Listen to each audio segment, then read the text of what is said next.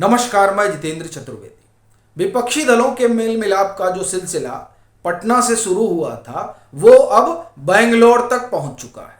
वहां 2 रोज वो बैठेंगे और ये तय करेंगे कि कैसे 2024 में भाजपा से निपटा जाए।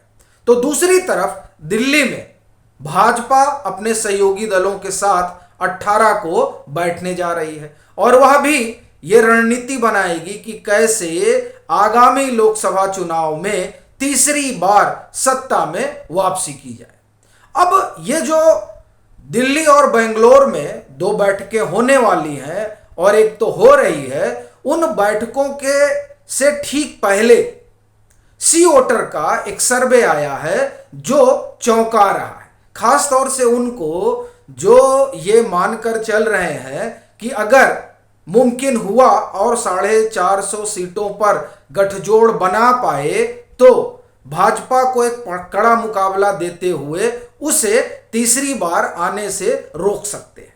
उनके लिए तो बड़ा सदमा है ये सर्वे। अब इस सर्वे में जो बताया गया है उससे जानने से पहले इसका जो सैंपल साइज है उसको भी देख लेते हैं। कोई 4-4.25 हजार के आसपास का है, त्वरित सर्वे है।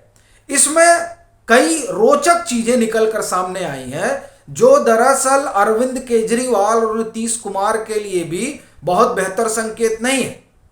लेकिन उस तक पहुंचने से पहले ये जो विपक्षी एका को लेकर कवायद शुरू हुई उस पर जो कुछ सवाल हैं और उन सवालों पर जो रायशुमारी हुई है उसकी पहले चर्चा कर लेते हैं। एक सवाल पूछा गया कि ये जो विपक्षी दल तमाम छोटे दलों को जुटा रहे हैं इसको किस रूप में देखा जाए, तो लोगों ने इस पर बड़ा रिस्पॉन्ड किया कि नहीं ठीक है। मतलब इसमें 55% लोगों का मानना था कि नहीं बात ठीक है। जो दूसरा सवाल है वो और इसके बाद जो सवाल है वो ये दोनों ही उन तमाम लोगों की समस्या बढ़ाने वाला है जो खुद को विपक्ष के का चेहरा मान रहे हैं और सोच रहे हैं कि उन्हीं को बनना चाहिए। लेकिन जो रायशुमारी है वो दरअसल उनके पक्ष में तो नहीं दिखाई देती है। एक सवाल इस बात को लेकर जुड़ा हुआ है कि ये जो विपक्षी दलों की एकजुटता वाला मसला है ये सोनिया गांधी की सक्रियता से मजबूत हुआ है। तो ये दिखाई दे रहा है और 51% लोग भी ये मानते हैं कि हाँ उनकी सक्रियता से इसमें मजबूती आई है। और ये आप एक तरह से देखें तो इसका संकेत भी दिखाई दे रहा है। पटना में 14-15 लोग आए थे, यहाँ 24-25 लोग आ गए हैं। तो जाहिर तौर पर ये एक बड़ा आप ये कहें कि छलांग है अगर आप विपक्ष के लिहाज से देखें तो। लेकिन अब नीतीश कुमार क्या करेंगे भाई? उनका तो अपना एक एजेंडा था ही उनकी पार्टी का कि साहब यही अगुवा होंगे और महागठबंधन जो बिहार में है उसमें भी यही बात रही।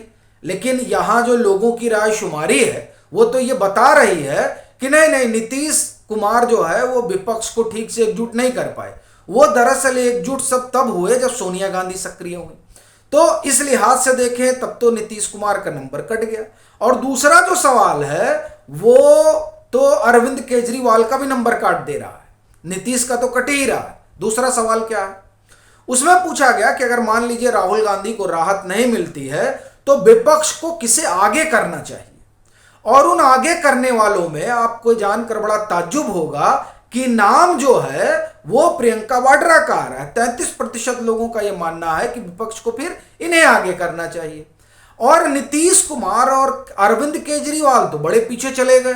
14% लोग नीतीश कुमार के पक्ष में है और 14% लोग अरविंद केजरीवाल के पक्ष में है। लेकिन बड़ी चीज यह है कि जो लोग अपने आप को सबसे बड़ा अलंबरदार मानते थे वो तो बहुत पीछे छूट गए। अब असल झटका आगे के 2 सवालों में लगना शुरू हुआ जो ये बताता है कि दरअसल किस तरीके से एनडीए जो है वो मजबूत हुआ है। और उसकी जो बिहार में खास तौर से और पंजाब में जो कहा जा रहा है, क्योंकि आप देखिए बिहार हुआ, पंजाब हुआ, ये सब कमजोर कड़ी के रूप में देखा जा रहा है भाजपा गठबंधन के। लेकिन जो सवाल है उस सवाल ने चौंकाया है उन तमाम लोगों को जिन्हें बिहार से बड़ी आशा है विपक्ष के लिहाज से। पूछा गया कि चिराग पासवान के आने से एनडीए को कितना क्या फायदा होगा। अब ऐसा मानने वाले 50% लोग हैं जो ये कहते हैं कि चिराग पासवान के आने से एनडीए जो उत्तर आप कहें कि जो उत्तरी पूरी हिंदी पट्टी है उसमें बिहार में उनके आने से एनडीए को बड़ा अच्छा राजनीतिक लाभ होगा। यही सवाल पंजाब में अकाली को लेकर पूछा गया कि अगर अकाली एनडीए में आती है तो आम आदमी पार्टी को बड़ी कठिनाई हो जाएगी पंजाब में, और ऐसा मानने वाले 46% लोग हैं कि नहीं कठिनाई हो जाएगी, और कठिनाई नहीं होगी ऐसा मानने वाले 35% लोग हैं। तो यानी यहाँ ये जो एनडीए है, एनडीए जिस तरह से आकार ले रहा है वो दरअसल जो पीडीए बनेगा जिसकी चर्चा हो रही है, अब नाम जो भी हो, लेकिन कांग्रेस की अगुवाई में जो विपक्ष जुट रहा है उस पर बड़ा भारी पड़ता हुआ दिखाई दे रहा है एनडीए।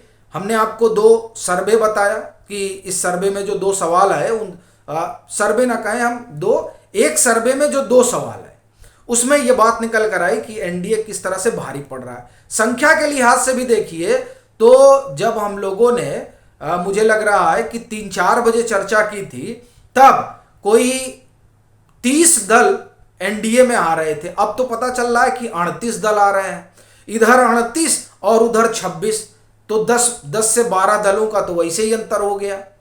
अब एक ये हुआ, दूसरा जो एनडीए है अगर आप उस पर गौर करें तो एनडीए महाराष्ट्र में बहुत मजबूत हो गया है, और एक और चीज हुई है कि न सिर्फ महाराष्ट्र बल्कि पश्चिम बंगाल में जो पंचायत चुनाव के नतीजे हैं वो बता रहे हैं कि किस तरीके से वहां पर भाजपा मजबूत हुई। इवन नॉर्थ ईस्ट में भी आप जाए, आप उत्तर प्रदेश में देखें जहां से दरअसल आप ये कहें कि दिल्ली का रास्ता होकर जाता है, और जिस उत्तर प्रदेश को जीतना बड़ा जरूरी हो जाता है उनके लिए जो ये चाहते हैं कि दिल्ली में उनकी कुर्सी का पाया बड़ा मजबूत रहे, उस उत्तर प्रदेश में जो एनडीए गढ़ रही है भाजपा, उस एनडीए के सामने जो कांग्रेस की अगुवाई वाला विपक्ष है वो वहां कहीं ठहरता हुआ दिखाई भी नहीं दे रहा है। क्योंकि आप देखिए पूर्वांचल में तो पूरा गणित ही भाजपा ने समेट लिया। ओम प्रकाश राजभर और दारा सिंह चौहान के आने के बाद वो जो 26-27 सीटें आती हैं पूर्वांचल में, कोई 26 सीटें संभवतः आती हैं, उन 26 सीटों पर तो नहीं लगता किसी की दाल गलने जा रही है।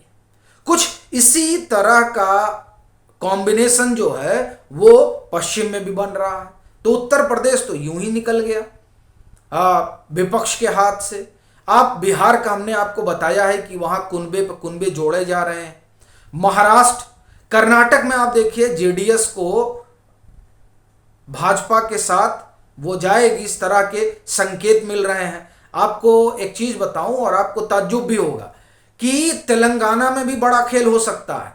वहां हो सकता है कि केसीआर भी एनडीए का हिस्सा बन जाए, इस तरह के संकेत मिल रहे हैं। तो अगर आप इस पूरे गुड़ा भाग को देखें तो जो बेंगलोर में एका की दुमदुमी बजी है उस पर जो दिल्ली में बजने वाली है वो भारी पड़ रही है। यानी एनडीए जो है वो बहुत आगे निकल गया है, चाहे सर्वे हो और फिर चाहे जमीन पर घट रही सियासी घटनाएं। बाकी आपकी अपनी क्या राय है जरूर साझा करें। मतांतर से नहीं जुड़े हैं तो जुड़ें, वीडियो को लाइक करें और खूब शेयर करें।